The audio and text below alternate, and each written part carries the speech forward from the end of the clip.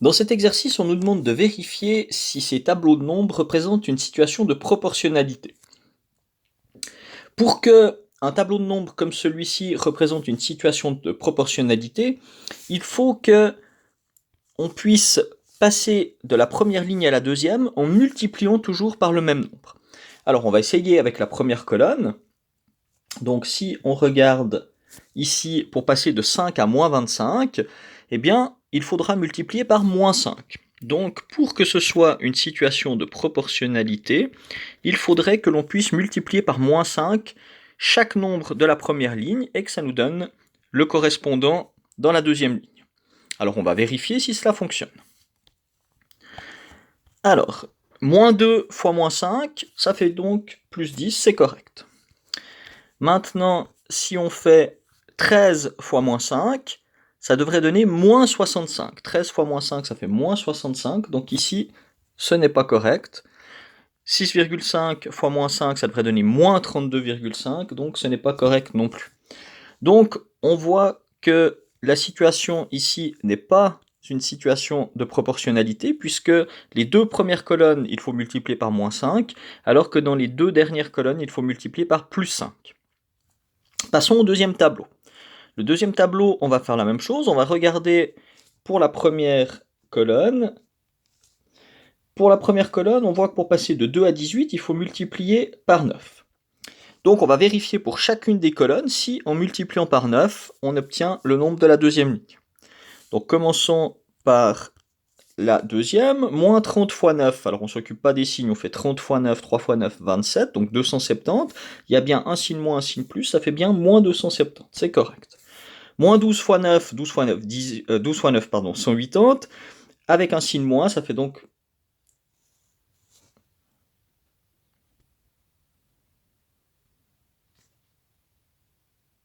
On passe maintenant au deuxième tableau. On commence par regarder la première colonne. Pour passer de 2 à 18, il faut multiplier par 9. Donc pour que ce tableau soit une situation de proportionnalité, il faut que dans chaque colonne, en multipliant par 9, on passe de la première à la deuxième ligne. Alors on va vérifier chaque ligne. Moins 30 fois 9, ça fait bien moins 270, donc c'est correct. Moins 12 fois 9, ça fait bien moins 108, c'est correct. 0,5 fois 9, 5 fois 9, 45, donc ça fait bien 4,5, c'est correct. Donc dans ce tableau, on peut toujours passer de la première ligne à la deuxième en multipliant par 9, donc on a bien une situation de proportionnalité. Donc ici, c'est proportionnel.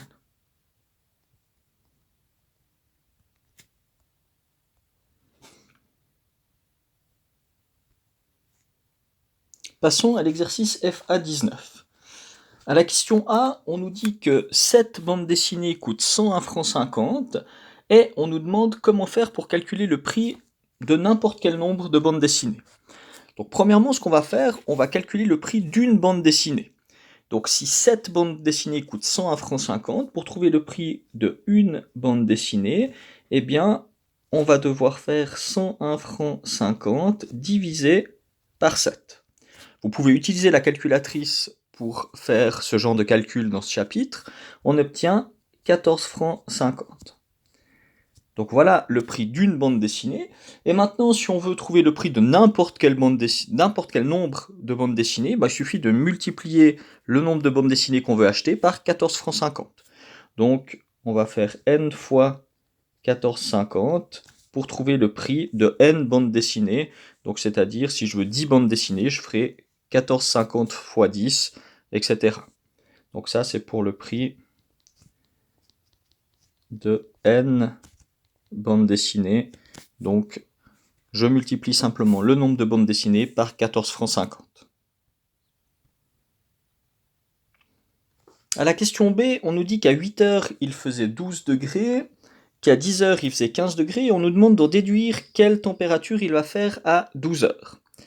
Alors ici, rien ne nous dit que la température va monter de façon régulière, donc ce n'est pas une situation de proportionnalité, ce n'est pas une situation où on peut déduire directement quelle sera la température à 12 heures, donc là, on ne peut pas savoir quelle sera la température à midi. question C, on nous dit que nous avons un rectangle qui mesure 30 cm de périmètre et on aimerait savoir si, connaissant la largeur du rectangle, on peut en déduire combien fait la longueur. Alors, premièrement, le périmètre, je vous rappelle que le périmètre, c'est tout le tour, donc c'est-à-dire de la longueur et puis de largeur, ça va faire le périmètre. Donc si je m'intéresse au demi-périmètre, c'est-à-dire la longueur ici plus la largeur, eh bien ça doit faire la moitié du périmètre, donc 15 cm. Donc si tout le périmètre fait 30 cm, la longueur plus la largeur, ça fera 15 cm. Et donc si j'en connais un des deux, eh bien il suffira de faire 15 moins celui que je connais. Donc si je veux trouver, si par exemple je sais que la longueur de mon rectangle, elle fait 12, si comme exemple L majuscule c'est égal à 12 cm, donc la longueur, eh bien je pourrais trouver la largeur. Pour ça je ferai simplement 15 moins 12 égale 3, et ça ce sera égal à la largeur de mon rectangle. Donc de façon générale, pour trouver la largeur de mon rectangle, je dois faire 15 moins la longueur. Donc si je fais 15 moins la valeur pour la longueur, eh bien j'obtiendrai la largeur.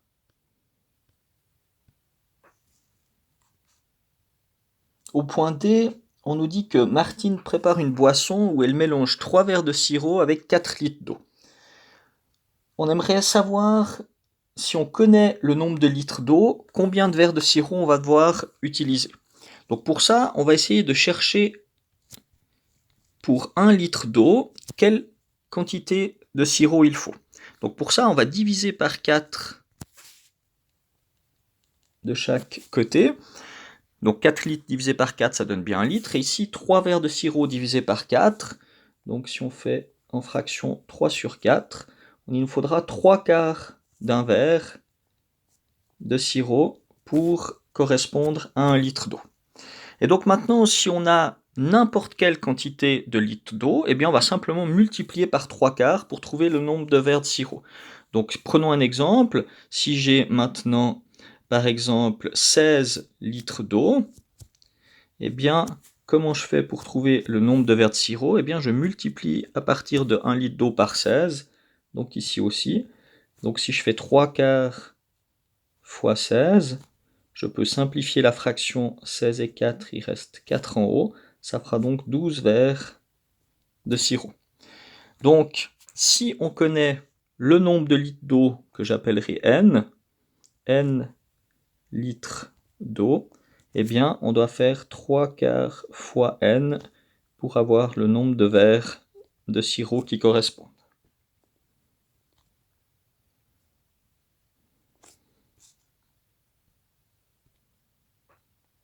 À la question E, on nous dit que Anthony est membre d'un vidéoclub, il paye 30 francs de cotisation, puis chaque DVD, il doit payer 4 francs pour les louer. Donc, on aimerait trouver combien il doit payer. Prenons un exemple. Si il prend 10 DVD, eh bien, il va payer les 30 francs de cotisation plus 4 fois le nombre de DVD, donc 4 fois 10, ce qui fera au total 70 francs pour 10 DVD. Donc si maintenant on essaye d'écrire de façon générale la formule pour calculer le prix pour n'importe quel nombre de DVD, eh bien on remplace simplement dans la ligne du dessus le 10 par n. Donc il va payer 30 francs de cotisation plus 4 francs pour chaque DVD emprunté. Donc voilà la formule.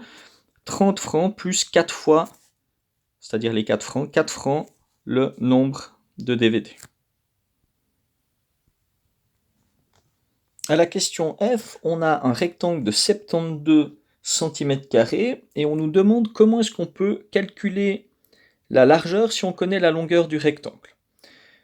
Donc, on va remplir un petit tableau pour voir ce qui se passe. Si la longueur vaut 1 cm², alors comment on va faire pour trouver la largeur, on va faire 72 divisé par 1.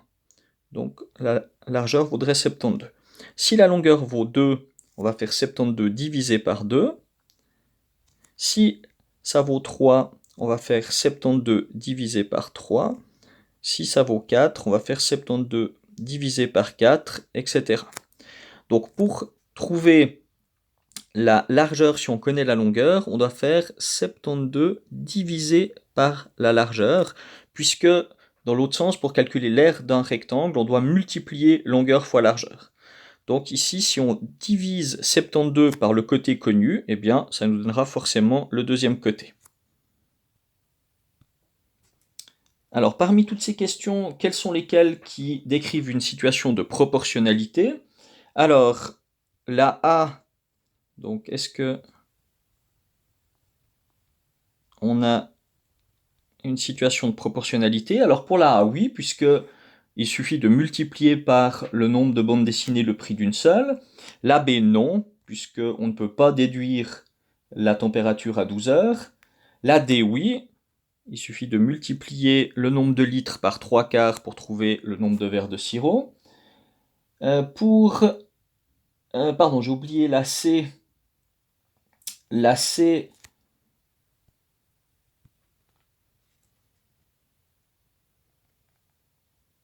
pour la dernière question posée, on nous demande lesquelles sont des situations de proportionnalité.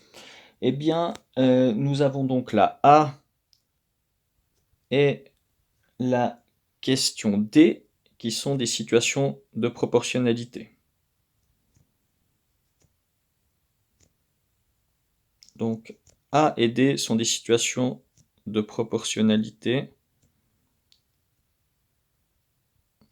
Par exemple, si on prend la F, on voit que ce n'est pas une situation de proportionnalité parce que pour la première colonne, on devrait ici multiplier par 72 pour passer de la longueur à la largeur.